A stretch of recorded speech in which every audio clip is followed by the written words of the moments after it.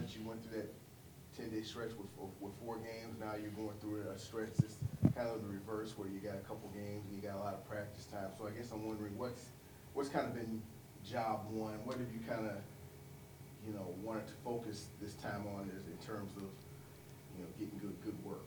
Yeah, I mean, I think one is getting healthy, right? Like that was a big focus of trying to make sure, like I think prior to Christmas, I think I might have said this the last time, but prior to Christmas in that Eastern Illinois game, we haven't had our full team, like, of all pieces, either with sickness or injury or whatever. So trying to kind of get that situated. And then I think two, we've been plagued by some turnovers, so trying to like understand the pace that we're playing with, but also making sure we're taking care of the ball a little bit better, what we're looking for offensively, and how we can kind of take advantage of how teams are playing us, whether it's Minnesota tomorrow or as we kind of have to also prepare in some ways for the Rutgers game as well as a kind of quick turnaround. We have a little bit of time, which is nice. The last 10 days, as you said, it was just a kind of a little bit of a whirlwind. There was game, travel. We had, if I listed all of the different travel things that happened to us, there was quite a few different things. Some that you almost felt like you were in the movie Airplane on one of them. But no, I think for this group, it's about trying to continue to just get better, a little bit better each day, knowing that we're in a really competitive conference and that you've got to show up and have our best effort each time we step on the court. And along those lines of, keeping the focus on getting better, this is a young team. A lot of these players, especially your freshmen and even some of your sophomores, it's not been too long ago where they've been winning big. And I guess I'm wondering, with a young, I guess how do you help manage that, or is that a thing? I don't know. Maybe I'm making more out of it than it actually. You mean like coming from high school and winning to? No, I mean just in terms of them managing. Like that. This is, some of these players probably haven't gone through streaks. I see. Streaks like, yeah. Like maybe they're enduring this season. And I guess I'm just wondering how, as a coach, is that something you really concern yourself about in terms of making sure they stay in the right mind frame? I guess is kind of what I'm getting. Yeah, I mean, I think that human nature, right, has for all of us, it impacts. Losing impacts you in a different way. The way that you lose games, close games can have one type of impact. Getting blown out, in some games can have a different kind of impact. And when you are young and haven't necessarily been in those situations, not that you want to be in a ton of those situations, but I think that's all part of like teaching them, how to handle that, how do we respond in those situations? So like we've been talking about this week, we have an opportunity now. We came off, we had a week off. We obviously played at Iowa. We played about a quarter and a half where we were, competing with them. And then,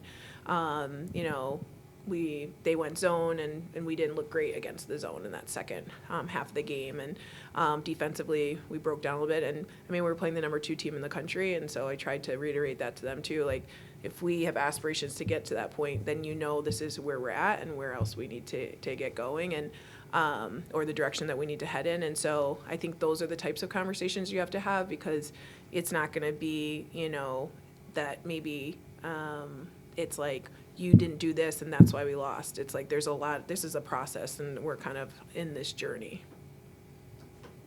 Having a rivalry game like this, just how much do you feel like that can help kind of kickstart that in terms of just, do they view it as like, hey, we have a chance to really rebound well and do so against a border battle team, or do they not really kind of view it as such?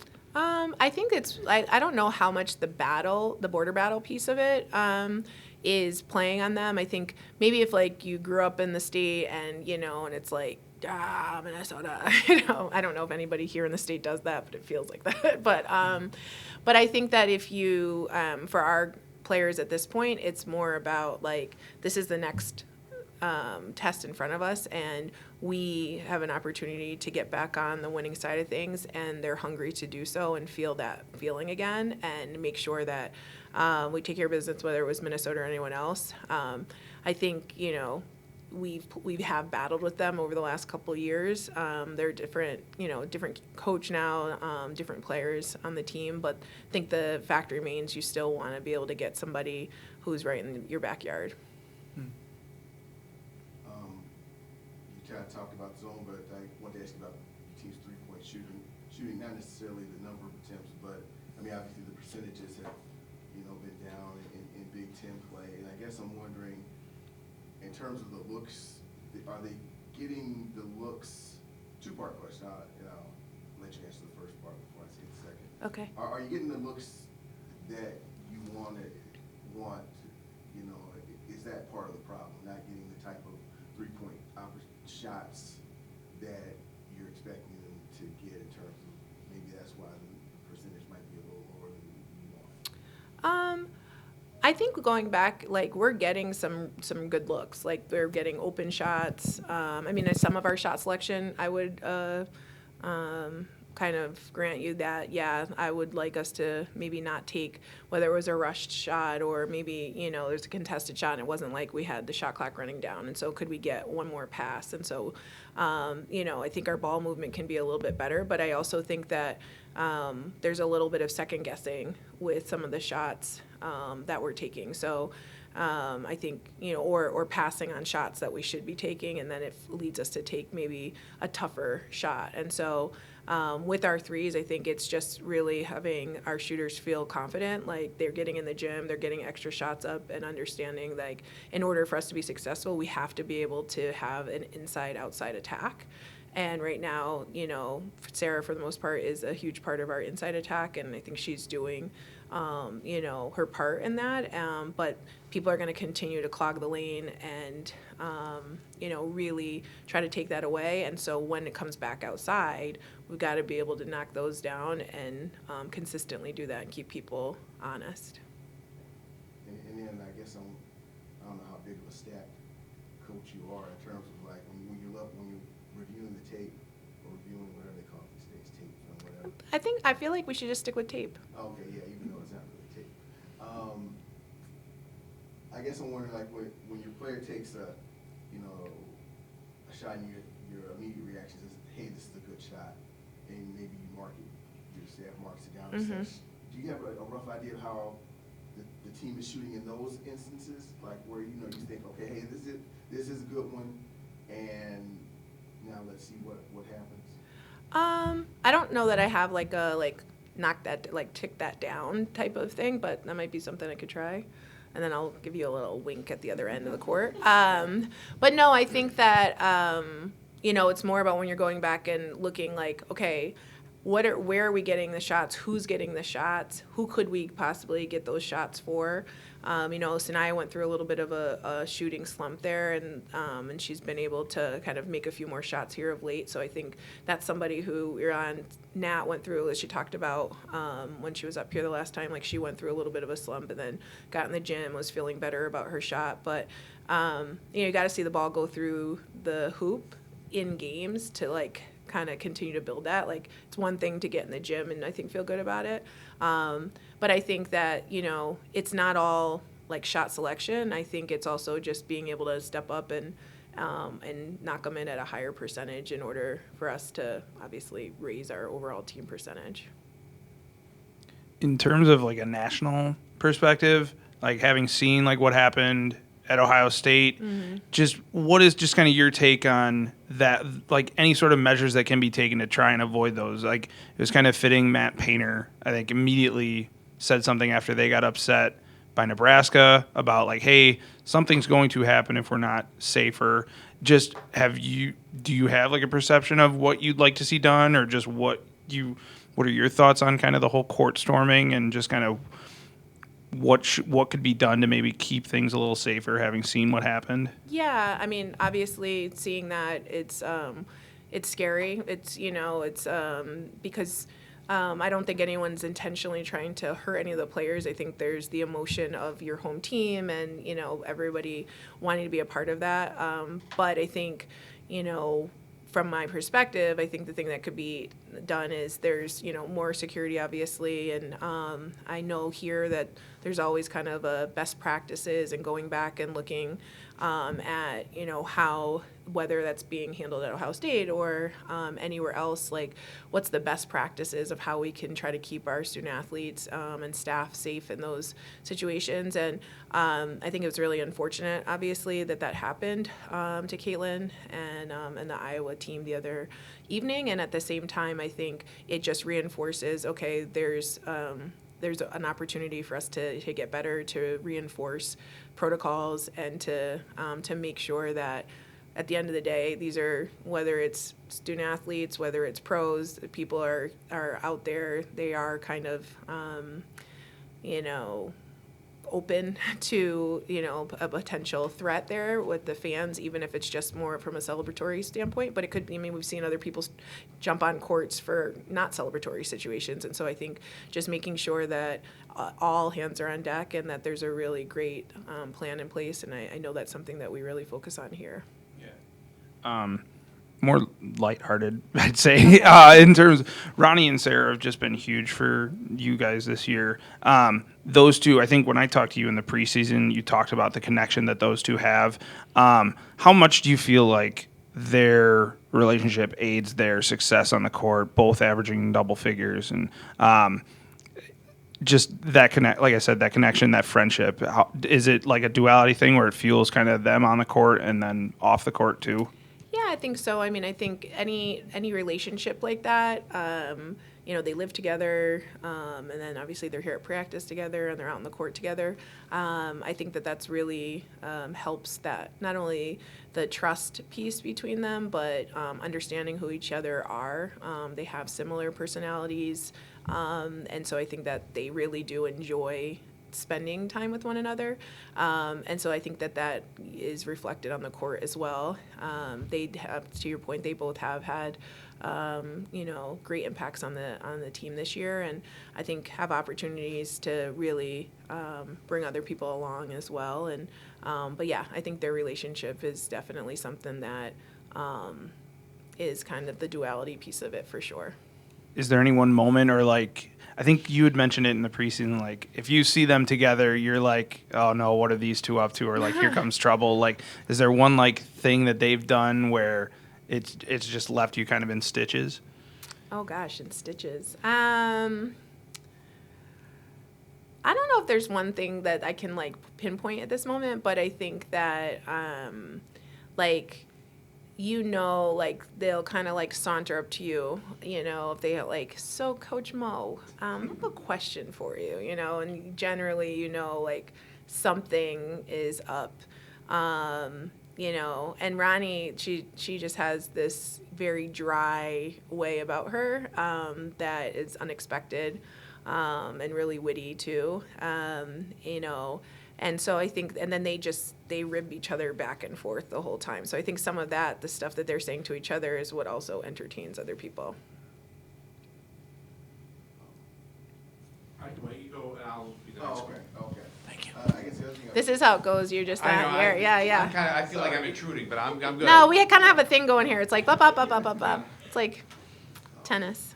But I guess I kind of also want to, just ask you about just in terms of, it seems like at various points, you see glimpses, Tessa does, has a good stretch, and Deanna's had a nice run early in the year, and, obviously, Sanaya's, showing improvement. I guess I'm just wondering, do you overall feel, despite maybe even though you're not getting the wins right now, are you seeing progress in what maybe has you encouraged, despite maybe, like you say, not getting only getting a quarter and a half out of Iowa, for instance? What has you encouraged at this point? I think the kind of stick-to-itness of the kids to kind of keep coming back and understanding that, yes, we're in a results-driven business, and that can be measured in a lot of different ways. And I'm guilty as the next person, that like you want to win, like that you want to feel that feeling. And at the same time, like for me also defining winning as, to your point, the improvement of Tessa, and there's flashes of brilliance as a group, and you see like what it could be. And so I think it's, you know, those are the moments that I'm really trying to like shift and understand. Not that I've, you know, like, oh, we're not going to win, but just more like, okay, if you can focus on getting better each day and then like building those days, and then that's when you lead to those W's. And we're making deposits. So we talk to the kids like right now that we might not be able to yield and go and withdraw that at the end of the season, but that we're young, so that you're getting a lot of experience and you're understanding what it's like to go on the road and play at Iowa, or what it's like to be in a 6-point game with 50 seconds left against Nebraska, to, you know, like how you're making sure, or to go on the road at Illinois down 2 starters and still be able to pull out a victory. Like those are really important and valuable lessons that you have to reinforce to a young group to understand, like it's bigger than just did we win or lose. Like what did we take out of this, and what can we continue to build upon, so that for the next game or even, you know, the following season, you're able to kind of have that carryover. Back to Ronnie for a second. She's really, from an outsider, you know, watching games, and she's really impressed me with the way her game continues to grow. And she plays. We talked about the rivalry a little bit, but you know, kid from Minnesota, Yeah. you know, grew up in the backyard of the University of Minnesota, and the game's going to be on Big Ten Network. And I'm sure she'll have people coming down here as well. Do you have to, you know, maybe like give her a little, you know, I wouldn't give her a pep talk, but maybe like, hey, you know, like let the game come to you tonight, because I know she's played against Minnesota before, but this is maybe even a bigger game because it's a chance to get a dub tomorrow night. Yeah, I think at Minnesota, like when we were either at Minnesota or at St. Thomas, and I think she had like over, you know, 60 people come to the St. Thomas game, you know, and so there's that desire to want to be able to perform well and show well in front of your family and friends, and I think, you know, I'm sure that there's some of that, and just, I mean, she's a pretty even-keeled kid for the most part, but I think it's natural, like your home, you know, state or your hometown team, to want to do really well against them. And so I think for her, I want her to go out and just play as freely and as consistently as she has. But I'm sure there'll be moments for her inside, like, I want to take it to these guys. And another kid who's from this state, but Natalie, you know, she's impressed me as far, you know, I covered her in high school, and to see her kind of work her way down the bench and be close to you, and then now just playing a huge role. Is it cool for you as a coach to see what she has accomplished, you know, from being a walk-on to now playing a key role in your offense? Yeah, I mean, I adore that kid. I think that she, you know, her work ethic and her kind of resiliency and just determination to, I mean, she had a dream to play at Wisconsin, and you hear, you know, it's like the movies, you know, like Rudy. I mean, she's not Rudy, but you know what I mean? Like you have a dream to play. She gets in more than just one play, so that's good. But I think that for her, I think it's also, you know, she really buys into the idea of leaving it better than she found it. And so for her, each day she comes in, she practices to the very best of her ability. She competes at a really high level. She loves putting on the jersey. There's a lot of pride there. And for me to see a kid who, yeah, when I got here 2 years ago, and now what she's been able to accomplish and just kept working at it without expecting anything, that's a rare find. And I feel really fortunate to have her on our team.